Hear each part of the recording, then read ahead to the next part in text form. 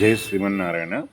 నేనొక పుస్తకం చదువుతూ ఒక విషయం తెలిసింది, అది మీకు షేర్ చేసుకుందామని చేస్తున్నాను. మనకు ఇంటింటికి భిక్షాటన చేయిస్తూ యాచకులు అంటూ ఉంటారు కదా, మాదా కావలం తల్లి అని. దాని అర్థం ఏమిటి అంటే,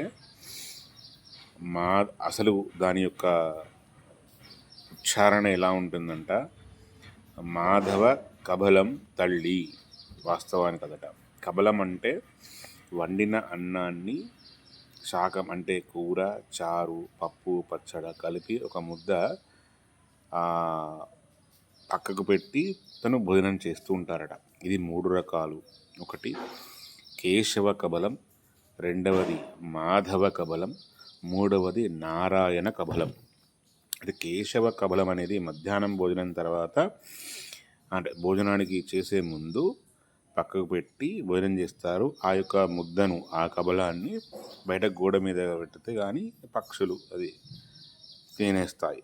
అదే సాయంకాలము సంధ్య తర్వాత చేసేటువంటి పెట్టేటువంటి ఈ కబలం అంటే ఆ యొక్క అన్నం కూరలు కలిగినటువంటి ముద్దను పక్కకు పెడతారట. అప్పుడు యాచకులు వస్తారు.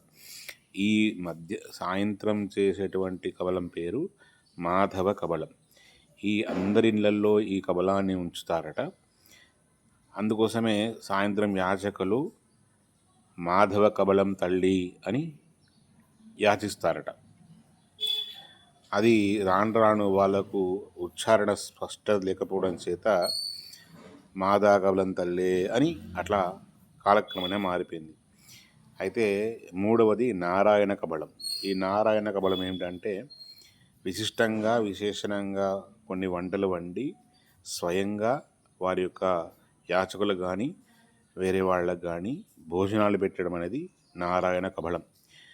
అయితే ఈ మూడిట్లో కేశవ కబలం ఎవరు పెట్టట్లేదు, మాధవ కబలం కూడా అంతంత మాత్రమే. ఇక మనకు వీలైంది చేసేది, వీలు చేసుకొని చేసేది నారాయణ కబలం అన్నదానం అనుకోవచ్చు. కాబట్టి ఇది మాదాకాలం తల్లి కాదు, మాధవ కబలం. జై శ్రీమన్నారాయణ.